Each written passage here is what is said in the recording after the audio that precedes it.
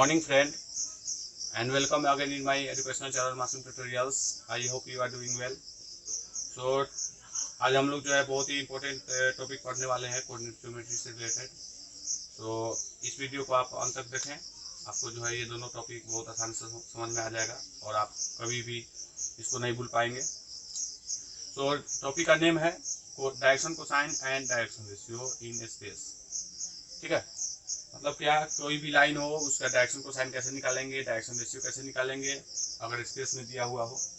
ठीक है, तो इसको समझने के लिए मेरे साथ अभी जुड़े रहें, आपको जो है बहुत आसानी से समझ में आ जाएगा। सो फर्स्ट जो है हम लोग समझते हैं कि स्पेस, अगर सिंपल अगर स्पेस लिख दिया जाए, इसका मीनिंग होता है कि ये जो है 3 डायमेंशनल स्पेस है ना। अगर 1 डायमेंशनल स्पेस, 2 डायमेंशनल स्पेस ये सब ना लिखा हो तो उसका मीनिंग होता है कि ये 3 डायमेंशनल स्पेस है। यहाँ पर भी लिखा हुआ है इन स्पेस। इन स्पेस में मीन्स यहाँ पर लिखा हुआ है ना है कि 1 डायमेंशन है कि 2 डायमेंशन, इसका मीनिंग ये हुआ है कि 3 डायमेंशन हुआ।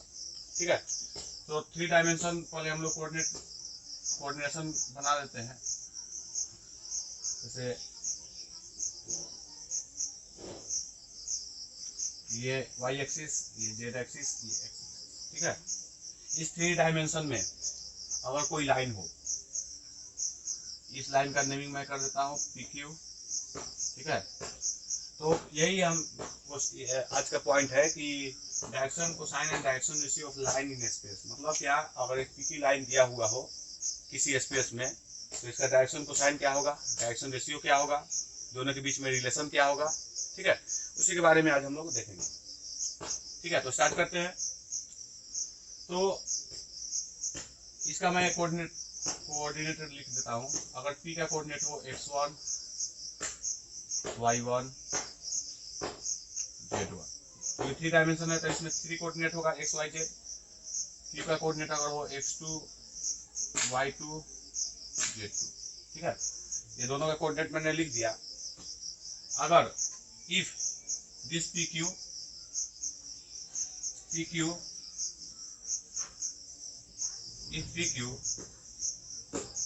makes alpha, beta and gamma angle with x axis, y axis and z axis। अगर ये PQ लाइन एंगल अल्फा जो हो x एक्सिस से बनाता हो, एंगल बीटा जो हो y एक्सिस से बनाता हो और एंगल गामा z एक्सिस के साथ, अगर ये तीनों एंगल हो अल्फा बीटा गामा जो x एक्सिस के साथ अल्फा एंगल बनाता हो, है ना। If PQ makes alpha angle with x axis, beta angle with y axis, gamma angle with z axis, तो डायरेक्शन कोसाइन जो होता है x एक्सिस के लिए cos अल्फा, y एक्सिस का होगा cos बीटा और z एक्सिस का होगा cos गामा। ठीक है, ये क्या है, डायरेक्शन कोसाइन है। डायरेक्शन कोसाइन है, डायरेक्शन कोसाइन को एक्चुअल में हम लोग लिखते हैं L M N। मतलब x एक्सिस के डायरेक्शन कोसाइन को बोलेंगे L, M एक्सिस के डायरेक्शन, y एक्सिस के डायरेक्शन कोसाइन को बोलेंगे M एंड z एक्सिस के डायरेक्शन कोसाइन को बोलेंगे N। ठीक है, मतलब क्या, L इक्वल टू हो जाएगा cos alpha, M equal to cos beta, N equal to cos gamma. ये हुआ डायरेक्शन कोसाइन। ठीक है, अच्छा, इसको और अच्छे से समझने के लिए, जैसे अगर कोई लाइन हो, ये एक्स एक्सिस, मान लीजिए कि ये एक्स एक्सिस है। ठीक है, ये ओरिजिन है, यहाँ पर ये ओरिजिन है। मैं सिर्फ एक्स एक्सिस को, ये एक्स डैश, ये एक्स, एक तरफ पॉजिटिव होता है एक तरफ निगेटिव होता है। जैसे ये क्या है, पॉजिटिव है, 0 O से, मतलब O से ओरिजिन हुआ, OX जो है पॉजिटिव होगा, तो इधर की तरफ क्या होगा, इसका O मतलब x डैश लिख सकता हूँ, OX positive, OX dash negative. अगर OX के साथ कोई लाइन अल्फा एंगल बना रहा है, जैसे यहाँ पर अल्फा एंगल है ना, x एक्सिस के साथ ये अल्फा एंगल बना रहा है, मतलब पॉजिटिव x एक्सिस के साथ अल्फा एंगल है, तो निगेटिव x एक्सिस के साथ क्या एंगल होगा, मतलब OX के साथ ये अल्फा एंगल है तो OX डैश के साथ क्या एंगल होगा, OX डैश के साथ होगा एंगल पाई माइनस अल्फा, होगा कि नहीं। अगर एक्स एक्सिस के साथ अल्फा एंगल है तो पॉजिटिव एक्स एक्सिस के साथ अल्फा एंगल, तो निगेटिव एक्स एक्सिस के साथ जो होगा पाई माइनस अल्फा एंगल होगा। इसका मीनिंग क्या होगा कि ये तो होता ही है, direction cosine cos alpha cos beta cos gamma भी होता है, और direction cosine cos pi minus alpha cos pi minus beta and cos pi minus gamma, ये भी डायरेक्शन कोसाइन होता है। ठीक है, अच्छा cos pi minus alpha means हुआ क्या, इसका वैल्यू कितना हो जाएगा, cos pi minus alpha means अगर हम आप पढ़े होंगे तो cos pi minus theta equal होता है माइनस कॉस थीटा, तो इसका वैल्यू कितना हो जाएगा minus cos theta cos alpha, इसका वैल्यू हो जाएगा माइनस कॉस बीटा, और इसका वैल्यू हो जाएगा माइनस कॉस गामा। ठीक है कि नहीं, cos alpha cos beta cos gamma. अच्छा एल इक्वल टू था cos alpha, M equal to cos beta, N equal to cos gamma, means क्या हो गया, डायरेक्शन कोसाइन जो है माइनस एल माइनस एम और माइनस एन भी लिखा जाता है। ठीक है, मतलब क्या, अगर कोई लाइन एक्स एक्सिस के साथ अल्फा एंगल बनाता हो, ठीक है, तो उसका डायरेक्शन कोसाइन जो है ये होता है, डायरेक्शन कोसाइन है ना, cos alpha cos beta cos gamma.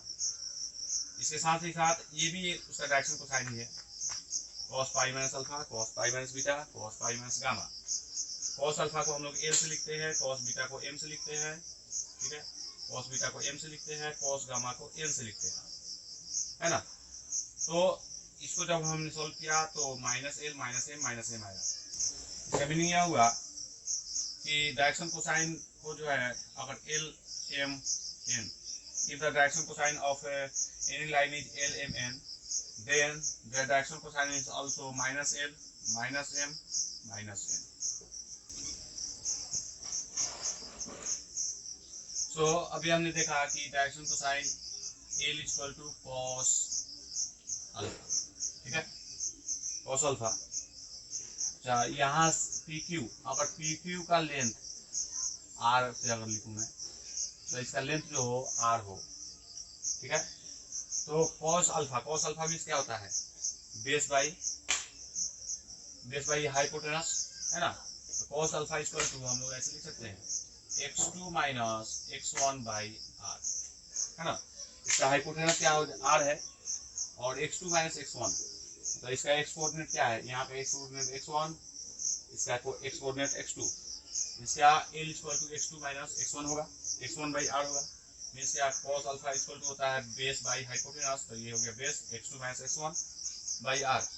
इसी तरह जो है m equal to y2 minus y1 by r, है ना, and n equal to z2 minus z1 by r। here r equal to, अब r का वैल्यू कितना होगा, root under x2 minus x1 का square plus y2 minus y1 का square.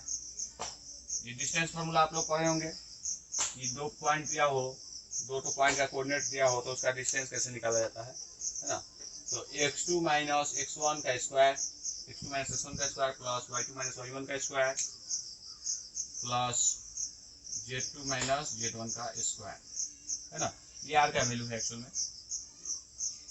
तो हमें L का एक नया फार्मूला है, L equal to x2 minus x1 by r, m equal to y2 minus y1 by r, n equal to z2 minus z1 by r।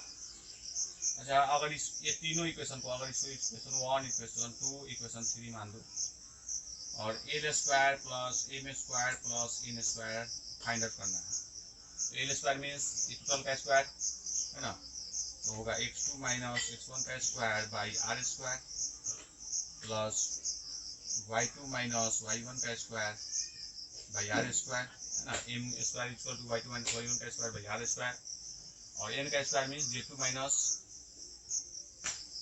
z1 का square by r square, ये होगा। अगर ये तीनों का हम लोग एलसीएम निकाल कर एडिशन कर दे तो r square equal to x2 minus x1 का square plus y2 minus y1 का square plus z2 minus z1 का स्क्वायर होगा, है ना। अच्छा, अभी हमने यहाँ पर लिख दिया कि डिस्टेंस का फॉर्मूला क्या होता है, x2 - x1 का स्क्वायर प्लस y2 - y1 का स्क्वायर प्लस z2 - z1 का स्क्वायर। इधर रूट है, अगर ये रूट इधर आ जाए तो r स्क्वायर हो जाएगा। मतलब क्या, इसकी जगह पर मैं लिख सकता हूँ r स्क्वायर, है ना। इसलिए l square plus m square plus n square equal to, ये टोटल वैल्यू क्या हो जाएगा, r स्क्वायर। यहाँ से ये रूट है, रूट इधर चला गया तो r स्क्वायर हो जाएगा। मतलब x2 - x1 का स्क्वायर प्लस y2 - y1 का स्क्वायर प्लस z2 - z1 का square equal to r square. तो इस टोटल के जगह पर r स्क्वायर लिख सकता हूँ। r स्क्वायर नीचे में r स्क्वायर था, r स्क्वायर से r स्क्वायर कट गया, 1 टाइम्स तो 1 आया। मतलब ये एक बहुत इंपॉर्टेंट फॉर्मूला होता है कि l square plus m square plus n square equal to 1। ठीक है, I hope you understand it. और नोट करना है तो नोट कर ले। डायरेक्शन कोसाइन के बारे में और थोड़ा सा डिटेल्स में देखते हैं। ठीक है, अगर एक लाइन हो जो ऑरिजिन से स्टार्ट होता हो, ठीक है, और ये कहीं पर पॉइंट पर गया हो, अगर इसका नाम मैं कर दूं P, तो OP एक लाइन है, तो ये ऑरिजिन पर है, तो इसका x1 y1 और z1 क्या होगा, 0 0 0 होगा। और इसका वैल्यू होगा, x का वैल्यू होगा, y का वैल्यू होगा, z का वैल्यू होगा। अगर यहाँ पर लिख दूं x y z, मतलब OP एक लाइन है जिसका स्टार्टिंग जो है, स्टार्टिंग पॉइंट एट ऑरिजिन में है और इसका लेंथ r हो, मतलब OP इक्वल टू r। ठीक है, तो इस कंडीशन में L कितना होगा, L इक्वल टू हम लोग जानते हैं कि x2 - x1, ये फॉर्मूला एक्चुअल में होता है x2 - x1 बाई r, ये L का फॉर्मूला है ना। इक्वल टू cos फाई भी होता है, cos अल्फा। तो L equal to x2 - x1, तो x2 की जगह क्या है, x है, माइनस x1 की जगह क्या है, 0 है बाई r, है ना। तो इससे क्या फॉर्मूला है, L equal to x by r। Similarly y L m equal to y by r, n equal to z by r, नहीं। तो ये भी एक फॉर्मूला है। L अगर स्टार्टिंग पॉइंट ओरिजिन पर हो, एक पॉइंट हमें मालूम हो और r का वैल्यू मालूम हो, r क्या है, तो OP का लेंथ है, length of OP is known as r, है ना। यहाँ पर r का वैल्यू कितना होगा, तो r equal to x square plus y square plus z square. ठीक है, तो ये भी एक फॉर्मूला होगा L M N निकालने का, है ना। ये सभी जो है फॉर्मूला है निकालने का, डायरेक्शन कोसाइन निकालने का। ठीक है, यहाँ पर डायरेक्शन कोसाइन अच्छा समझ में आएगा। जैसे OP अगर लाइन हो तो ये x एक्सिस था, x एक्सिस के साथ एंगल को बोलेंगे अल्फा, ये अल्फा। y एक्सिस के साथ के एंगल को बोलेंगे बीटा, और ये OP का z एक्सिस के साथ के एंगल को बोलेंगे गामा। ठीक है, इसको अगर अच्छा समझ में आ जाए तो अच्छा है। तो कोई भी लाइन स्पेस में x एक्सिस के साथ जो एंगल बनाता है उसको अल्फा बोलते हैं, y एक्सिस के साथ जो एंगल बनाता है उसको बीटा, और गामा जो है z एक्सिस के साथ जो एंगल है उसको बोलेंगे। तो उस कंडीशन में cos अल्फा जो है, cos alpha, cos beta and cos gamma, तीन cos के फॉर्म में आया, तो इसी को बोलेंगे डायरेक्शन कोसाइन। इसको L से लिखते हैं, इसको M से लिखते हैं, इसको N से लिखते हैं। L M N निकालने का एक और ये फॉर्मूला है ना। आई होप यू अंडरस्टैंड इट। और एक और फॉर्मूला अभी हमने क्या देखा था, L square plus M square plus N square, ठीक है, इक्वल टू 1। ये तीन फॉर्मूला जो है, एक ये फॉर्मूला L कंडीशन L निकालने का, L equal cos alpha, M equal cos beta, N equal cos gamma, और ये कंडीशन है ना। डायरेक्शन कोसाइन होने के लिए कंडीशन क्या है कि तीनों का स्क्वायर जो होना चाहिए इक्वल टू 1 होना चाहिए। और कोई ऐसा क्वेश्चन भी पूछा जाता है कि verify that this is the direction cosine, तो कैसे वेरीफाई करेंगे, एल का जो वैल्यू दिया रहेगा उसका स्क्वायर करेंगे, एम का स्क्वायर करेंगे, एन का स्क्वायर करेंगे। अगर तीनों को जोड़ने पर, ऐड करने पर अगर 1 आ जाए तो समझिए कि वो डायरेक्शन कोसाइन हो सकता है। अगर एडिशन करने पर 1 ना आए तो वो डायरेक्शन कोसाइन ना होगा। ठीक है, तो ये बहुत इंपॉर्टेंट पॉइंट। ठीक है, तो हमने जो है अभी तक ये एक पॉइंट पढ़ा, ये पढ़ा, और ये तीनों फार्मूला देखा है ना, एक फार्मूला, दो फार्मूला, तीन फार्मूला और ये फार्मूला।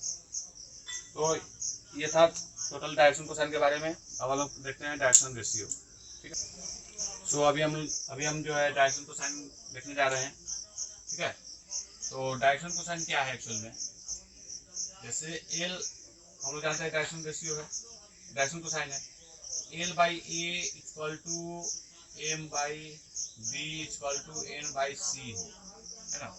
इक्वल टू कोई भी वैल्यू हो सकता है, इक्वल टू के हो, कुछ वैल्यू हो, L by A equal to M by B equal to N by C equal to K, कुछ वैल्यू हो, या इसको ना भी लिखे तो चलेगा। मतलब अगर ऐसा कंडीशन हो तो यार ऐसा कंडीशन अगर फुलफिल करे, अगर ए बी सी कोई नंबर हो, डिजिट हो, है ना, वैल्यू कांस्टेंट, और कांस्टेंट वैल्यू हो ए बी सी, अगर वो इस कंडीशन को फुलफिल करे तो अगर ये कंडीशन फुलफिल हुआ तो यहाँ पर ए बी सी जो होगा यही होगा डायरेक्शन रेशियो,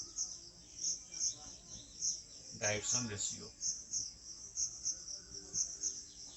तो direction ratio of X axis A होगा, वाई एक्सिस बी और जेड एक्सिस सी होगा, ठीक है। अच्छा, L by A equal to है M by B equal to N by C. देखिए तीनों जो है इक्वल प्रोपोर्शन हो गया, ये तीनों का रेशियो जो है इक्वल है, मतलब ये इक्वल प्रोपोर्शन में है। तो इक्वल टू हम लोग ऐसे लिख सकते हैं L square plus M square plus N square, मतलब क्योंकि तीनों का जो है इक्वल प्रोपोर्शन में है, इसलिए हम ये इसका रेशियो इसका स्क्वायर प्लस एम का स्क्वायर प्लस एन का स्क्वायर का रूट अंडर जो होगा, और इधर अंदर में A square plus B square plus C square, ये भी प्रोपोर्शन में होगा। ऐसा क्यों होगा, क्योंकि एल बाई ए जितना है equal to M by B है उतना ही एन बाई सी है। तो एल का स्क्वायर प्लस एम का स्क्वायर प्लस एन का square by A square plus B square plus C square, दोनों का जो रेशियो होगा, मतलब एल बाई ए का जो रेशियो होगा वही इसका भी रेशियो होगा, मतलब ये ऐसे फुलफिल होगा, है ना। एक एग्जाम्पल के तौर पर भी ले सकते हैं, जैसे 4/8 ये 1/2 है इक्वल टू 3/6, ये भी क्या है 1/2 है, इक्वल टू होगा 4 का स्क्वायर प्लस 3 का स्क्वायर बाई 8 का स्क्वायर प्लस 6 का स्क्वायर। और ना विश्वास देख लें तो 4 का स्क्वायर इक्वल टू 16, 3 का स्क्वायर 9 बाई 64 प्लस 36, तो ये गया root under 25 by root under 100, है ना। 25 में 5, 100 में 10, देखिए तो ये भी कितना है 1/2 है, ये भी कितना है 1/2 है, ये भी आ गया 1/2। मतलब ऐसा होता है, अगर ऐसा L by A equal to M by B equal to N by C हो या कोई भी वैल्यू हो, तो ऊपर का स्क्वायर का रूट अंडर जो होता है नीचे का स्क्वायर का रूट अंडर भी होता है ना, ये कंडीशन होता है। अच्छा, इससे पहले हम लोग कुछ देर पहले पढ़ चुके हैं कि L square plus M square equal to plus N square equal to 1, इसका मतलब यह हुआ, इसलिए L by A equal to ऊपर भी 1 आ जाएगा 1 by root under A square plus B square plus C square. तो इससे एल का फॉर्मूला क्या आया, L equal to A by root under A square plus B square plus C square. अच्छा, हम लोग जानते हैं कि रूट अंडर में जो होता है उसका वैल्यू 2 आता है, प्लस माइनस में आता है, इसलिए यहाँ पर हम लोग प्लस माइनस लिख सकते हैं, है ना। प्लस माइनस ऊपर लिखिए या नीचे लिखिए, बात बराबर है। तो एल इक्वल टू ये फॉर्मूला आया। इसी तरह एम का फॉर्मूला क्या आ जाएगा, एम इक्वल टू बी इधर चला जाएगा तो B by root under A square plus B square plus C square, and N equal to C by इधर प्लस माइनस रहेगा root under A square plus B square plus C square plus minus, है ना। तो ये क्या आया actual में, अगर डायरेक्शन रेशियो दिया हो, एबीसी का वैल्यू दिया हो, तो हम चाहेंगे तो डायरेक्शन कोसाइन निकाल सकते हैं। एल एम एन क्या है, डायरेक्शन कोसाइन है। अतः एक तरह से relationship between, this is the relationship between direction ratio and direction cosine, है ना। ये भी एक फॉर्मूला है ना। ये सभी फॉर्मूला का यूज जो है जब आप ये प्रॉब्लम बनाएंगे चैप्टर का, तो आपको ये सब जरूरत पड़ेगा, है ना। इसलिए मैं इस फॉर्मूला को यहाँ पर घेर दिया हूँ ब्रैकेट के अंदर में। तो जो जो मैं फॉर्मूला यहाँ पर बता रहा हूँ उसको आप अच्छे से समझ लेंगे और उसका यूज जो है आप जरूर करेंगे, तो आपका हिसाब जो है बहुत आसानी से बनेगा, ठीक है। तो ये फॉर्मूला हुआ। अच्छा, कभी कभी क्या होता है, डायरेक्शन रेशियो को हम लोग डायरेक्शन कोसाइन के फॉर्म में भी यूज कर सकते हैं। मतलब कभी कभी डायरेक्शन रेशियो और डायरेक्शन कोसाइन दोनों इक्वल होता है, लेकिन उसके लिए कंडीशन क्या है कि जैसे डायरेक्शन कोसाइन का कंडीशन क्या था, L square plus M square plus N square equal to अगर 1 आया तो अभी एल एम एन जो होगा वो डायरेक्शन कोसाइन होगा। उसी तरह ABC जो डायरेक्शन रेशियो है वो कभी कभी डायरेक्शन कोसाइन के फॉर्म में यूज हो सकता है, लेकिन उसके लिए भी सेम कंडीशन। तो डायरेक्शन रेशियो डायरेक्शन कोसाइन के रूप में यूज हो सकता है कब, जब A square plus B square plus C square equal to 1 है। डायरेक्शन कोसाइन होने के लिए ये कंडीशन है ना, और डायरेक्शन रेशियो को डायरेक्शन कोसाइन के फॉर्म में लिख सकते हैं, उसके लिए भी सेम कंडीशन। ठीक है, I hope you understand all this points about direction ratios and direction cosine. Okay, तो आगे देखते हैं।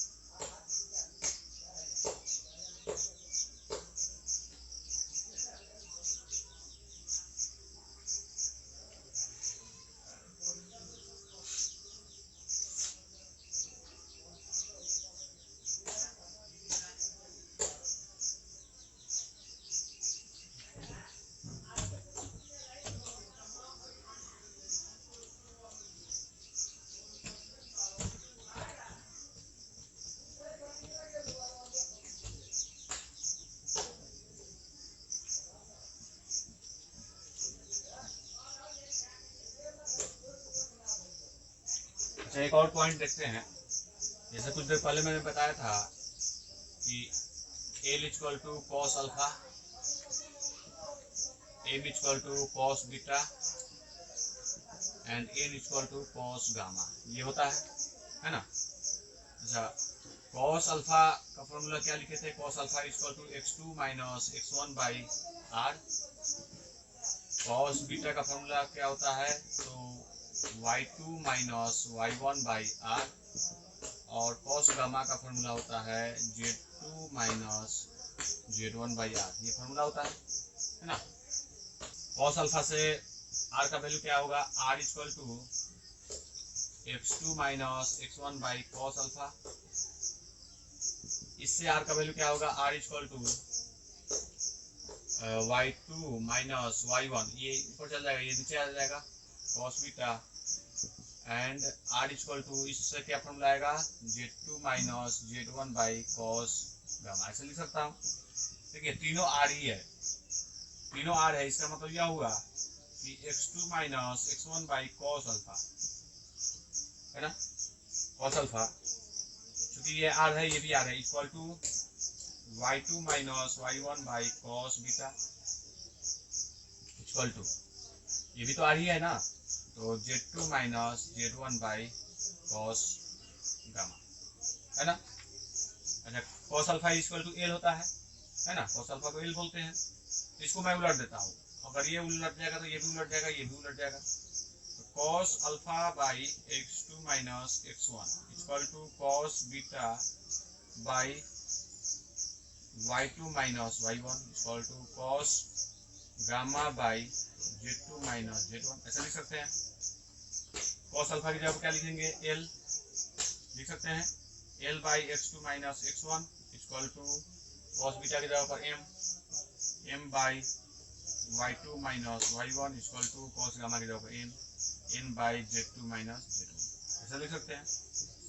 अच्छा, कुछ देर पहले हमने देखा था कि अगर L by A equal to M by B equal to N by C हो, इस कंडीशन में ए बी सी जो होता है, A B C are direction cosine, direction ratios कैसे भी लिखा जाता है, डी डॉट आर एस, ठीक है।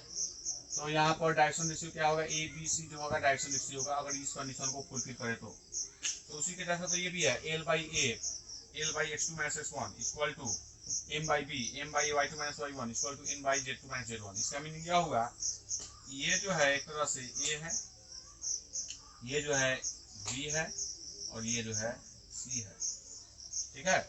मतलब क्या, इसलिए हम लोग लिख सकते हैं A equal to x2 minus x1 y b equal to y2 minus y1 and c equal to Z2 minus Z1।